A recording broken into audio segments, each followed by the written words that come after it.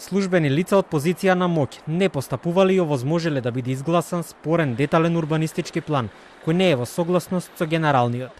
Ова е утврдено и запишано во извештајот на антикорупционерите, кои реагираат експресно, со иницијатива до органите на прогонот. Бараат од јавното обвинителство да покрене истрага и постапка за кривично гонење на повеќе лица, меѓу кои и двајца поранешни градоначалници на Центар.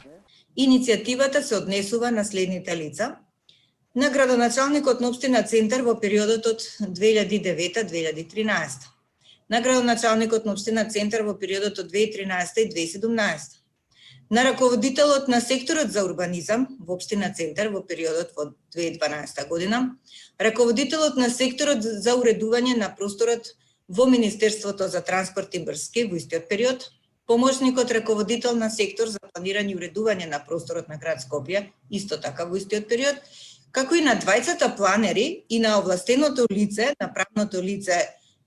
Билд Доел Скопје, всушност фирмата која што го изработувала планот. Председателката на комисијата која реферираше за извештајот кажа дека планерите, иако знаеле дека деталниот урбанистички план како планот пониско ниво мора да биде усогласен со генералниот, сепак предвиделе поголема густина на населеност, спротивно на тоа што било предвидено во ГУП-от од 2002 година, кој тогаш бил во важност. Општинската комисија за урбанизам во Центар дала забелешка да се преиспитаат габаритите и височините на објектите, но и покрај тоа планерите не ја прифатиле забелешката. Со овие действија, службените лица овозможиле предлог деталниот урбанистички план, неусогласен со генералниот план и како таков спротивен на Законот за просторно и урбанистичко планирање да дојде до завршната фаза на негово донесување и да биде донесен од Советот на општина Центар на 21 декември 2012 година.